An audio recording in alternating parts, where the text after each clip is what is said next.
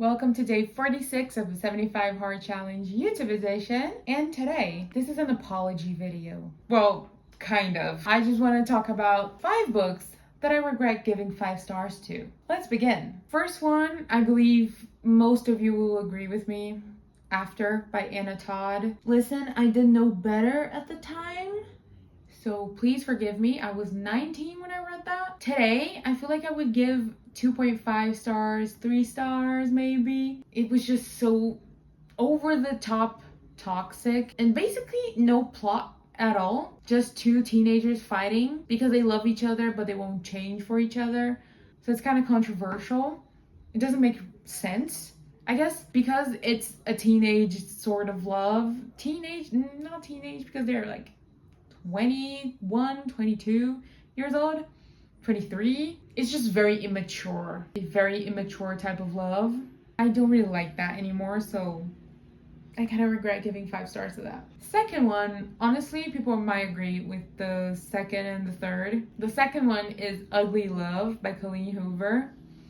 Yes, I gave this book 5 stars. I believe I read it when I was 20, 21, something like that. And today, I would give 1.5 stars. That's being generous. Just know. If you see the reviews on Goodreads, you'll understand.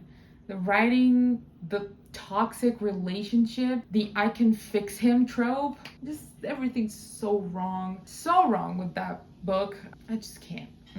I don't know why I gave this book 5 stars. I just remember really liking it. I guess that's another case of I didn't know any better.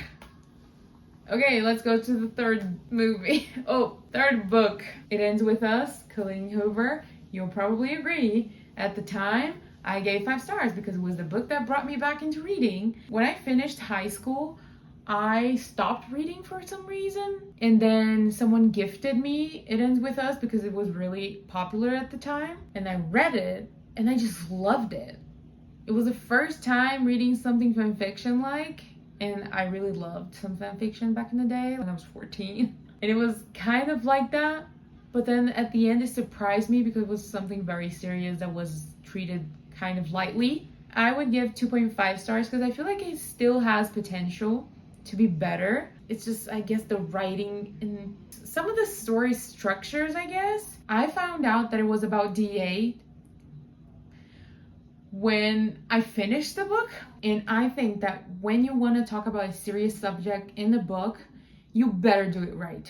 Otherwise, you're just going to spread misinformation about something that you don't even understand. I know that this was her mom's story or was inspired by her mom, something like that. You would think that she would know a lot about it, right? But the way she wrote that and went about the story, it was just weird. So no. Fourth book is Conclave specific from the Devil's Night series. But I'm just gonna generalize it to the entire series. I know that some books I give like 4 stars or 3.5 stars, whatever. And just no. I don't know what I was thinking. I slightly regret reading the series at all. It was just so bad. A bunch of high schoolers wanting to be grown adults without being grown adults. It was just their parents being rich and they thought they owned the world. We don't need people like that in the world.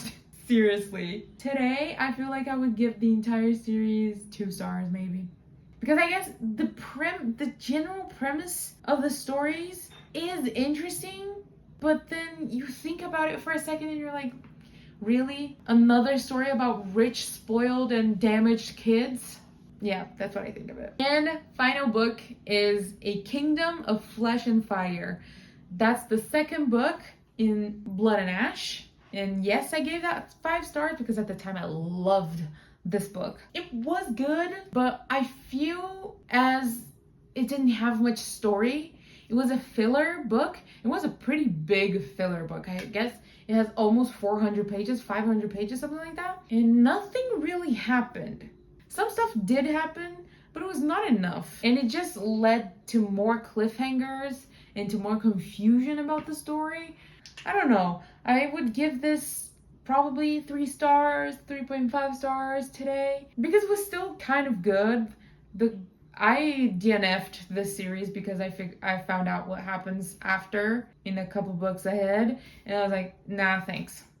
These two first books that I read, they were good. They had a good premise. It was a different sort of vampire type of story, which I like. But in the end, meh, you know? Okay, short video again. Gotta love it. I'm so sleepy. I just recorded another one. I hope you enjoyed this video. If you haven't watched the other days from this challenge, there's a playlist linked below ready for you to binge. Don't forget to like and subscribe, and I will see you tomorrow. Bye.